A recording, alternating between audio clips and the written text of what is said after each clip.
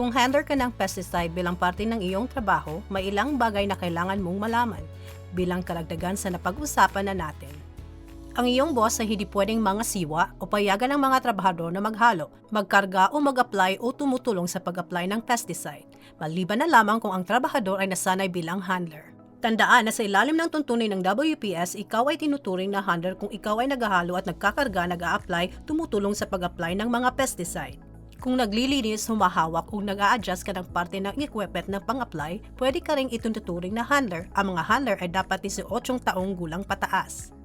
Dapat napanood mo na ang unang parte ng training na ito para sa kaligtasan ng trabahador o handler sa Hawaii. Kung hindi pa mangyaring panoorin ang video na iyon bago panoorin ang video na ito. Bilang handler, kadalasan ka magtatrabaho gamit ang purong pesticide na produkto, kaya mahalagang basahin at maintindihan na mabuti ang mga tamang paggamit sa label para sa tamang paghawak at paggamit ng produkto. Ang label ng pesticide ang pinakamahusay na mapagkukunan ng impormasyon sa mga tamang hakbang ng pag-apply sa pinakamahusay na resulta. Ang pag-apply na masyadong konti o sobra ng produktong pesticide sa pananim ay maaaring maapektuhan ang ani o pananim o maaaring makasira ng permanente sa pananim sa kapaligiran o sa mga trabahador. Kailangan bigyan ka ng iyong employer ng impormasyon para mas maintindihan mo ang mga produktong pesticide na iyong ginagamit at paano sila ginagamit at paano mo access ang impormasyon sa label na kailangan mo para mas maligtas at epektibong paggamit ng produkto. Ang mga label ay punong-puno ng impormasyon na mahalaga sa isang handler. Bilang karagdagan sa mga detalye tulad ng pangalan ng produkto, ang EPA registration number, tagagawa at mga aktibong sangkap, makakahanap ka rin ng impormasyon na kaugnay ang epekto nito sa kapaligiran, pag-imbak at pagtapon nito at potensyal na panganib sa kalusugan, kasama rin ang tagubilin, pangunang lunas kung sakaling nalason ka nito. Ang mga handler ay protektado din sa pagkaroon ng PPE o Personal Protective Equipment.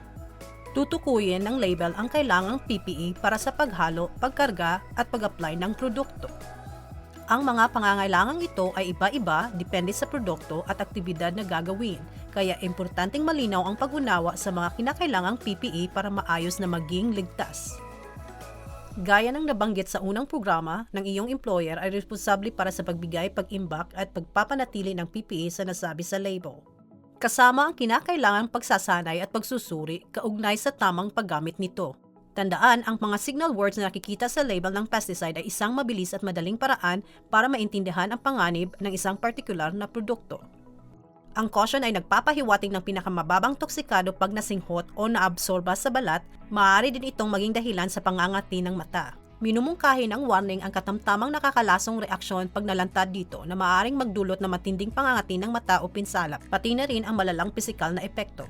Pinapahiwatig ng danger ang mas mataas na panganib sa pinsala sa mata at potensyal na seryosong pisikal at pinsala at magkakasakit. Ang danger poison ang pinakanakapinsala gaya ng ipinapakita ng bungo at crossbone na imahe na kasama ng signal word na ito. Kahit anong paglalantad sa produktong ito ay dapat tratuhin ng pinakamalala at nangangailangan ng madaling emergency medical care. Kapag nag-a-apply ng pesticide, ang mga aplikator at handler ay dapat obserbahan ang Application Exclusion Zone o mga AEC. Ang aplikator ay dapat gumagawa ng bilog na hugis o bula na nakapalibot sa kagamitan ng pag-apply habang gumagalaw ito sa lugar ng paggagamitan ng produkto, at dapat siguraduhin na ang mga tao tulad ng manggagawa, kapitbahay, pasalidad o mga dumadaang tao ay laging nasa labas ng bilog para sila ay hindi maapektuhan o malantad sa pesticide. Responsibilidad ng aplikator na siguraduhin kung sino man ang hindi nasanay o protektado ay hindi lalapit at nalalantad sa produktong na ina-apply. Dapat hintuin ng aplikator ang pag-apply ng pesticide kung ang mga trabahador o ibang tao ay nasa Application Exclusion Zone. Sa labas man o sa loob ng hangganan ng agrikultural na establishmento ay dapat hindi pagpatuloy ang pag-apply ng hanggat ang mga trabahador o ibang mga tao ay nasa loob ng Application Exclusion Zone. Ang AEC ay pwedeng mag-iba mula sa 25 hanggang 100 talampakan depende sa tipo ng kagamitan ng pag-apply at ng produktong ina-apply. Ito ay para mabawasan ang direct contact sa lahat ng tao at hindi lang para sa handler. Ang ibang dapat isaalang-alang para sa handler ay maaaring gumawa ng pagsaayos sa kagamitang pag-apply tulad ng laki ng nozzle taas ng sprayer. Minsan may katuturan na ipaalam sa mga trabahador o mga tao sa lugar at hilingin na sila ay lumipat, o ang handler ay pwede ring i-apply ang produkto sa ibang lugar hanggang ang orihinal na lugar na a-applyan ay wala ng tao. Kung ang pesticide na ina-apply ay kailangang i-post ang na-a-applyang lugar, responsibilidad ng employer na siguraduhin ang mga tanda ng na-i-post sa mga kadalasang dinadaanang lugar. Ang iba pang mga pamaraan para maiwasan ang pagkalantad sa produkto ay kasama ang laging may kamalayan sa kung nasaan ka at kung anong pang trabaho ang ginagawa sa kalapit na lugar. Minsan ang panahon o kakaibang mga kondisyon ay maaring ikalat ang pesticide sa mga lugar na di sinasadya. Maaring idrift ng hangin ang pesticide at ang ulan ay maging dahilan ng runoff, kung saan pwede kang malantad sa mga pesticide. Lagi iwasan ang mga lugar na pinag-a-applyan pati na rin ang ambon o mga dust cloud, na maaring magresulta sa pag-apply. Ang mga aplikator at handler ay dapat subaybayan ang hangin o ibang lagay ng panahon para maiwasan ang drift or runoff. Karamihan ng mga label ng pesticide ay mga paghihigpit kaugnay sa lakas ng hangin o ulan. Muli, ang pagbasa at pagsunod sa mga tagubili ng label ay ang batas. Alalahanin na ang runoff ng mga pesticide ay maaaring mahawaan ang mga anyong tubig o mga lugar na hindi sinasadyang applyan ng pesticide.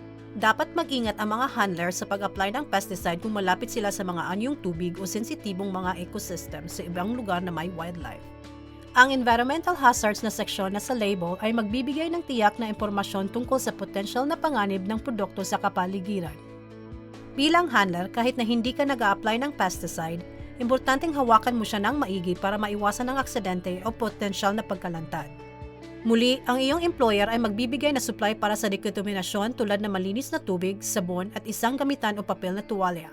Dapat handang magagamit ang mga ito kung sakaling may potensyal sa pagkalantad at para sa regular na dekontaminasyon. Sa lugar ng pinag-a-applyan, isang penta ng tubig sa isang portable na lalagyan ay dapat handang magagamit para sa bawat handler.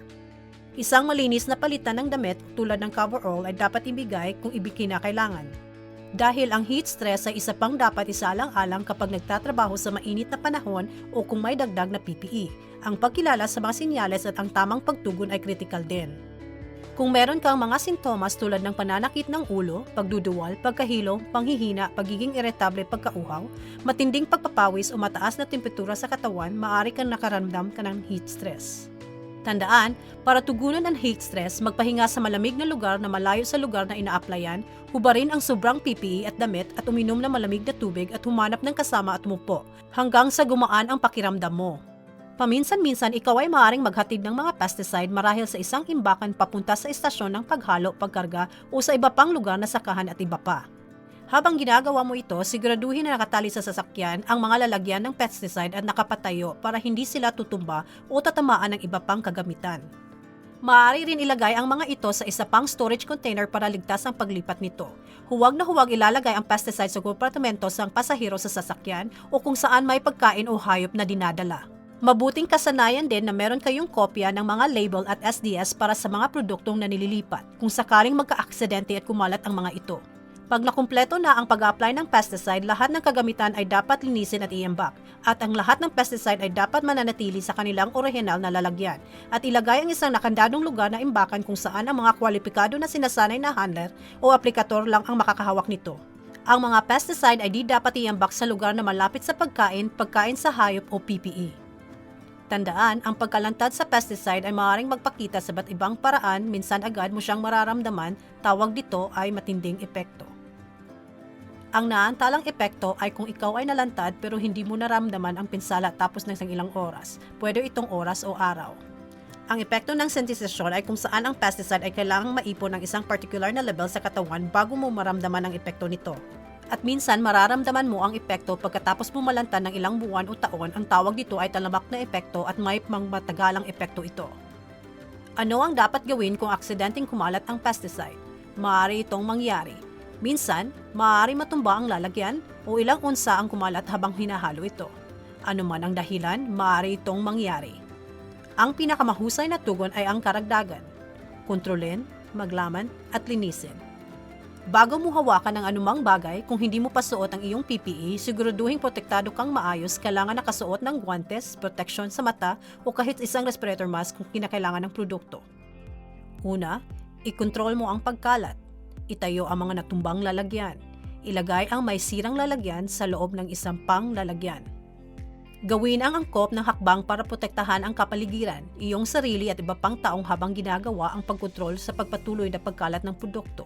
Tapos i-contain ang pagkalat gumamit ng spill kit, absorbent clay na produkto o kahit na lupa mismo para gumawa ng harang na nakapalibot sa kalat para maiwasan ang pagpatuloy ng pagkalat o pagdaloy pa nito. Pagtuunang pansin ang mga kanal o mga anyong tubig at gawin ang inyong makakaya para maiwasan ang pinsala sa kapaligiran. Sa wakas, linisin ang ganap at lubusan ang natapon na pesticide. Sundin ang tagubilin ng label para sa tamang pagtapon. Pati na rin ang kahit anong batas, lokal o pang-estado tungkol sa pagtapon. Gawin ang lahat na maaari para ibalik ang lugar ng pinagkalatan sa dati niyang kondisyon. Ang lahat ng pag-iingat na ito ay mukhang karagdagang trabaho, pero kung sinanay mo ang sarili mo tungkol sa mga pesticide na gamit mo, alam mo kung saan ang impormasyon para ligtas mag-apply ang pesticide, at kung gamit mo ang iyong sentidong komon, magiging madali ang protektahan ang iyong sarili, iyong mga katrabaho at iyong pamilya. Bago tayo matapos, ang Hawaii Department of Agriculture or HDOA ay may ilang karagdagang mga bagay na dapat niyong isalang-alang bilang handler ng pesticide. Tandaan na ang mga produktong pesticide na ginagamit mo at ina-apply sa sakahan ay mas puro at mas may potensyal na makapinsala kaysa mga produktong mahahanap mo sa lokal na tindahan ng hardware o hardin. Ang mga produktong ito ay hindi dinisenyo para gamitin sa bahay at ito'y hindi ligtas at iligal kung gagamitin ng ganun. Mahalagang laging basahin ang mga label ng produkto para maintindihan ang kanilang ligtas at tamang paggamit. Ang guwantes ay mahahanap na may iba't ibang lapad at laki para sa tamang sukat at para kinakailangang proteksyon. Sumangguni sa label ng mga produktong pesticide para malaman kung anong klase ng guwantes ang nararapat para sa mga produktong hinahawakan at sa trabahong ginaganap. Tandaan, kapag hinuhubad ang PPE, mahalagang hugasan ang guwantes muna at patuloy na isuot ito habang hinuhubad ang iba pang mga PPE. Tapos hugasan muli ang guwantes bago siya tanggalin sa huli. Iimbak ang PPE sa isang malinis at tuyong lugar, malayo sa sobrang lamig o init o mga kemikal na pesticide. Kahit mababa ang level ng pagkalantad sa mga elemento ng produkto ay maaaring makapinsala at maging dahilan ng sakit. Gaya ng nabanggit sa unang parte ng pagsasanay para sa mga trabahador, ang mga lalagyan ng pesticide ay hindi ginagamit para sa ibang layunin maliban sa produkto na nakalagay sa loob nito. Kahit anong pagbabanlaw o paglilinis ay di maaaring ganap na maalis ang lahat ng tirang mga kemikal sa lagayan, maliban kung sabi sa label na pwedeng itong gamitin muli. Ang mga lagayan ng pesticide ay dapat itapon ng maayos ayon sa mga tagubilin ng label. Ang tamang pagpili ng pesticide ay kasama na maiging pagbasa at pag-intindi sa label ng produkto para masiguro ng lahat ng tagubilin ay nasusunod. Kasama dito ang pagsisiguro na ang produkto ay ginagamit ay nakalista ng partikular ang tipo ng pananim at peste na tinatarget. Ang mga pesticide ay ginagawa para gamitin sa particular na pesto o pananim. Ang paghindi pansin at paglabag sa mga tagubilin na ito ay iligal at maaaring maging mapanganib sa pananim, tao o kapaligiran. Ang mga aplikator ay dapat pamilyar sa pinakamataas na level na pag-apply para sa produktong pesticide at ito'y mahanap sa label. May pinakamataas na level na maaaring gamitin ng isang aplikasyon pati na rin ang pinakamataas na level at na pinapayagan para sa isang panahon o taon ng paglaki ng mga pananim. Halimbawa, ang isang batawan ng kakao ay maaaring wisikan ng paraquat sa label ng 2.7 na pinta kada ektarya pero hindi lalagpas sa 5 aplikasyon sa loob ng isang taon. May mga limitasyon din sa dami ng aktibong sangkap na pinapayagan para sa lahat ng produkto na meron ang aktibong sangkap na iyon sa isang buong taon o panahon. Sinisiguro nito na ang nalalabi ng pesticide sa pananim at nasa loob ng tolerensya ng tinatakda ng EPA, ibig sabihin nito ay pananim ay ligtas kainin pagkatapos ito ay umaabot sa hapagkainan. Kontakin ang HDOA para sa mga partikular na bagay na kaugnay na pinakamataas na mga level na pinahinuntulutan kung kayo ay may duda. At sa panghuli, siguruhin na may air gap o magsama ng tamang backflow device na kasya kung kayo ay nagpupuno ng sprayer o anumang application device para manatilihin natin na ligtas ang supply natin ng tubig. Bilang handler ng pesticide, ikay may responsibilidad sa inyong employer at mga katrabaho para ganapin ang pag-apply at ibang aktibidad sa isang wasto at maingat na paraan. Ang employer nyo ang magbibigay ng mga kagamitan at impormasyon na kailangan nyo para gawin ang mga gawain ito at gawin ito ng matagumpay. Salamat sa inyong atensyon sa mga karagdagang hakbang na ito at ang inyong pagpayag na gawin na kinakailangan para maging ligtas at epektibong handler sa ating pasilidad.